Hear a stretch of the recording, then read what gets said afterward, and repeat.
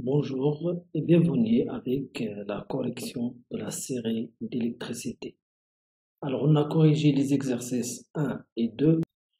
Dans cette vidéo, nous allons corriger l'exercice numéro 3. D'accord? Ça veut dire le dipôle RL. Alors, l'énoncé de cet exercice, l'objectif de cette étude est de trouver expérimentalement la valeur de l'inductance L d'une bobine. Oui, de la comparer à celle fournie par le fabricant. Le matériel disponible, le matériel utilisé, une bobine pour laquelle les indications des fabricants sont L est égal à Henry et R est égal à d ohms, un générateur idéal de tension dont la masse est isolée de la Terre de force électromotrice 10 volts, un conducteur ohmique de résistance R est égal à 1 kΩ, un interrupteur simple, un système d'acquisition informatisé à deux voies, c'est-à-dire on parle ici de l'oscilloscope, des fils de connexion. La première question, afin d'étudier l'établissement du courant dans le circuit, on réalise un circuit RL. Grâce au système d'acquisition informatisé, on désire enregistrer simultanément sur la voie numéro 1 l'évolution de la tension UR aux bornes du conducteur ohmique. Sur la voie 2 inversée, ça veut dire je dois inverser la voie 2, l'évolution de la tension UL aux bornes de la bobine. Alors la question 1, faites le schéma du circuit. Les flèches de tension seront représentées. B, sur ce schéma, précisez les branchements du système d'acquisition. Ça veut dire le branchement de l'oscilloscope. Deuxième question. Une fois le paramétrage du système d'acquisition effectué, on ferme l'interrupteur à l'instant de date t est égal à 0. Pour la tension UR, on obtient l'enregistrement représenté ci-dessous. Quelle est l'influence de la bobine sur l'établissement du courant lors de la fermeture du circuit? Troisième question. Montrez que l'équation différentielle de ce circuit après la fermeture de l'interrupteur peut s'écrire sous la forme suivante si on néglige la résistance interne de la bobine. Quatrième question. Vérifie que cette expression de UR est la solution de l'équation différentielle précédente, ça veut dire cette équation. 5a. Par la méthode graphique, déterminer la valeur de la constante du temps. B. En déduire la valeur de l'inductance L. Sixième question. Calculer l'énergie emmagasinée par la bobine quand le régime permanent est établi. En justifiant, dessiner précisément sur le document suivant l'enregistrement obtenu sur la voie 2 inversée du dispositif d'acquisition. Alors, on commence par la première question. Le circuit électrique.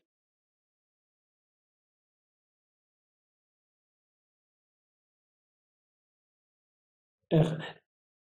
Donc, dans ce circuit, on a le générateur, le conducteur ohmique de résistance R et la bobine de l'inductance L et de la résistance interne R. Donc, le sens du courant est comme ça, d'accord? Alors que le sens de la tension est le même que le sens du courant électrique, d'accord? Ça veut dire ici, on aura la borne plus et ici, on aura la borne moins, d'accord? Le conducteur ohmique est un récepteur, c'est un dipôle passif. Donc la flèche de la tension UR est dans le sens inverse du courant électrique. D'accord? Ça veut dire comme ça. D'accord? La même chose pour la bobine. Donc la bobine est un récepteur. Donc par convention récepteur, le sens de la tension est opposé. Donc UR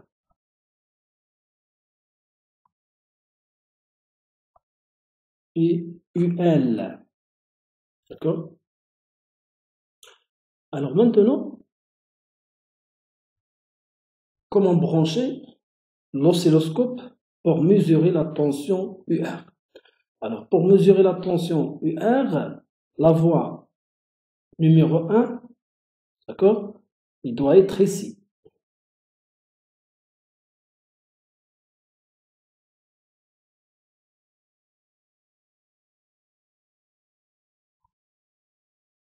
D'accord? Dans le côté de la borne positive. D'accord? Par contre, la masse est dans le côté de la borne négative. Mais, puisqu'on mesure aussi la tension de la bobine, donc je dois brancher la masse ici. Pourquoi? Parce que dans les données, ils ont dit Y2, ça veut dire la voie 2, est inversée. D'accord? Normalement, la masse, elle sera ici. Et la voie 2, elle sera ici. Donc, pour mesurer, bien sûr, UN. Mais, puisqu'on mesure en parallèle UR, UL, donc je dois brancher la masse ici, et aussi je dois inverser la voie 2. D'accord? Parce que toujours, lorsque vous voulez une tension supérieure à 0, donc la tension toujours de la masse vers la voie.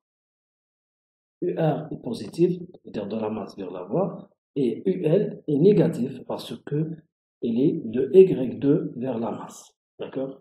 Très bien. La deuxième question, donc c'est la question A et B. Et puis on va voir le circuit. La deuxième question, l'influence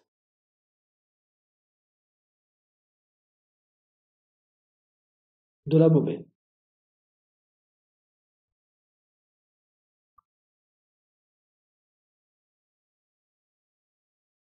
D'accord?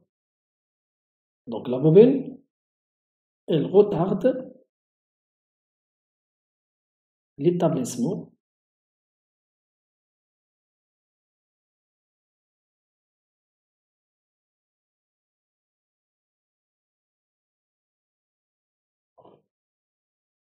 du courant électrique dans le circuit. Bien sûr, après la fermeture de l'interrupteur.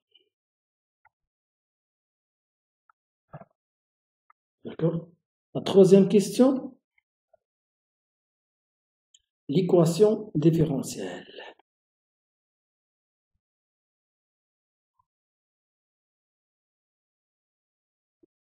Donc, pour trouver l'équation différentielle, je dois appliquer la loi d'additivité des tensions.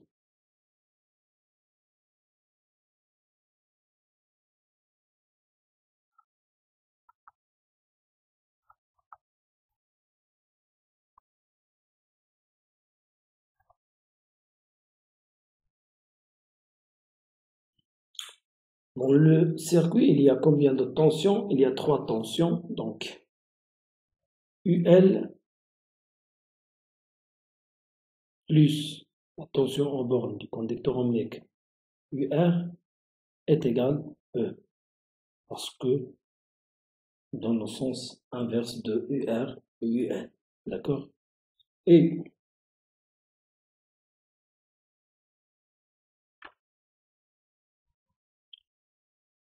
ainsi que UL est égal R I plus L dit I sur D T est égal L dit I sur D de T. D'accord? Car R est négligeable devant la résistance du conducteur ohmique. D'accord? Et d'après la loi d'Ohm, UR est égal à R fois I. Implique I est égal à UR sur R. Donc, en portant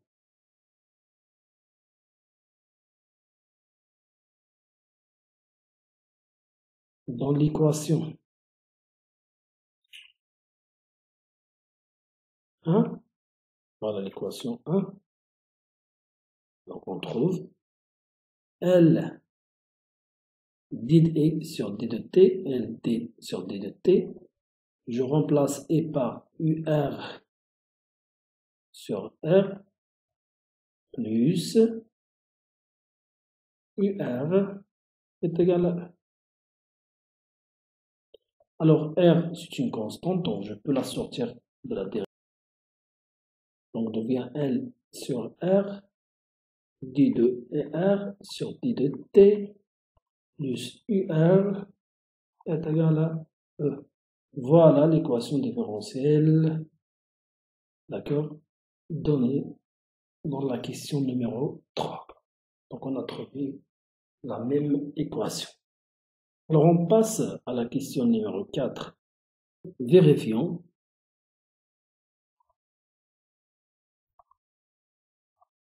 que UR de t est égal à E facteur de 1 moins exponentielle moins RT sur L et la solution de cette équation. Ça veut dire la solution de l'équation différentielle.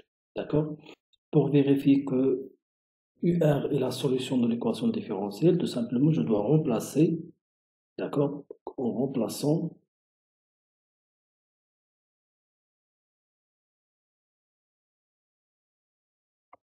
UR dans l'équation différentielle. D'accord? Et je dois trouver E. D'accord? Voilà. Ça veut dire que je remplace UR dans ce terme et je dois trouver le deuxième membre. D'accord? Voilà. Donc L sur R, la dérivée par rapport au temps, je vais remplacer directement, d'accord? UR, donc E moins E exponentielle moins RT sur L. D'accord? J'ai dit, voilà, j'ai développé, d'accord? Plus UR qui est égal à E moins E exponentielle moins RT sur L est égal. Donc la dérivée de E, c'est 0, parce que c'est une constante. D'accord? Donc la constante, mathématiquement, la dérivée de la constante est égale à 0. La dérivée de l'exponentielle, exponentielle moins AX prime est égale moins A exponentielle moins AX. D'accord? Ça veut dire que je dérive le terme AX. Voilà. Donc est égal L sur R fois E. Voilà, on a ici E. Moins avec moins, c'est plus, parce qu'on a déjà moins ici. Donc R sur L, d'accord? Exponentielle moins RT sur L plus E moins E exponentielle moins RT sur L est égal, d'accord? Donc, je vais simplifier par R, par L, elle reste E exponentiellement RT sur L moins E exponentiellement RT sur L. Donc, voilà, donc est égal à E. D'accord? Donc, voilà, on a trouvé. C'est la même chose. Alors,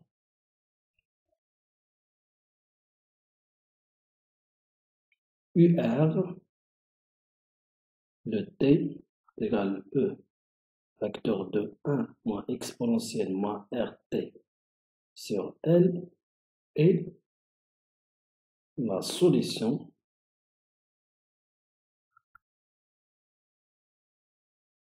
de l'équation différentielle. D'accord? Très bien. Alors on passe à la 5e question.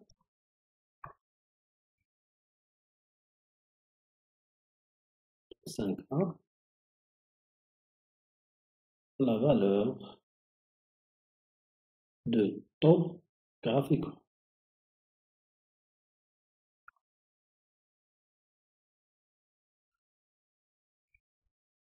Donc, pour trouver la valeur de la constante de temps graphiquement, je dois tout simplement dessiner la tangente à t est égal à 0 de la courbe.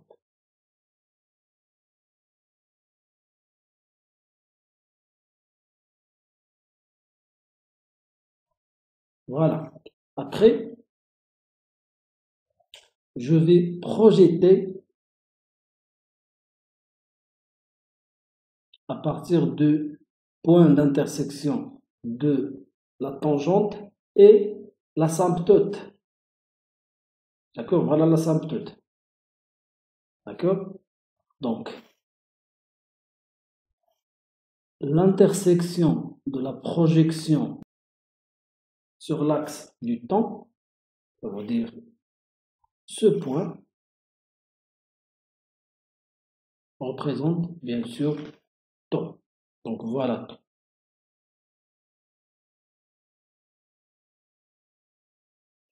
Donc graphiquement, taux est égal à 1 milliseconde. Ça veut dire 10 moins 3 secondes. B, la valeur de l'inductance, L. D'accord? Alors on sait que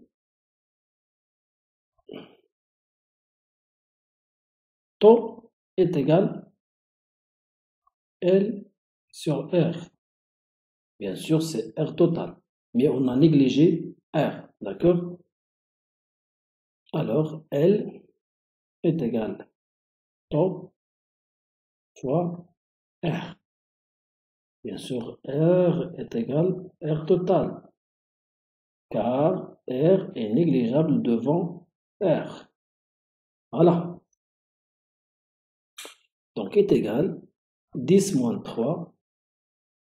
R est égal à 1 kilo, ça veut dire 10 3, donc est égal à 1 Henry. Voilà, on a trouvé la même valeur de l'énoncé de l'exercice. Parce que dans l'énoncé, ils ont donné L est égal à 1 Henry. D'accord? La 6e question. L'énergie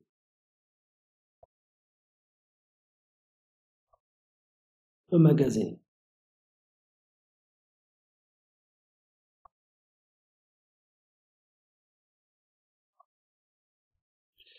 Donc, on sait que E, l'énergie emmagasinée dans la bobine, ça veut dire l'énergie magnétique, égale 1 demi L I de T au carré. En régime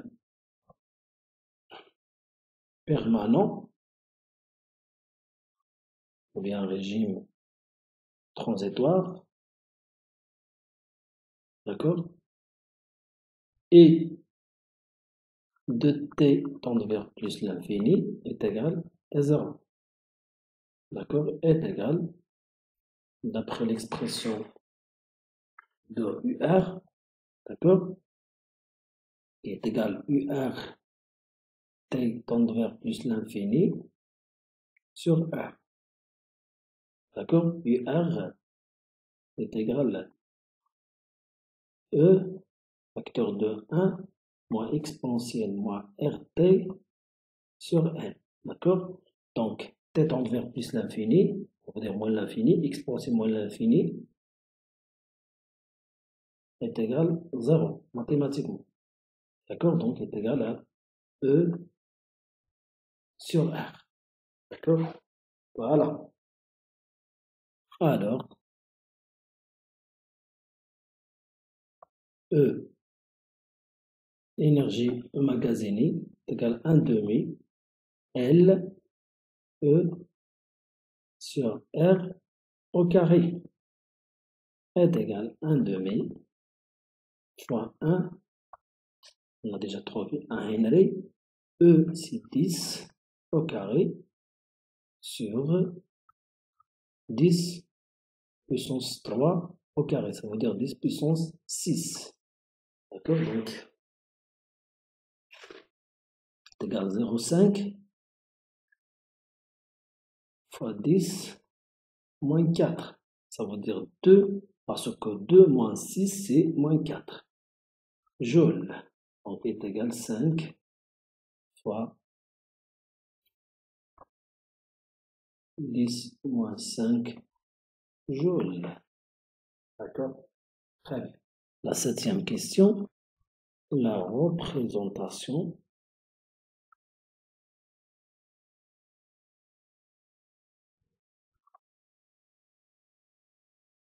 de UL. Donc, on a UL plus UR est égal à E. Ça veut dire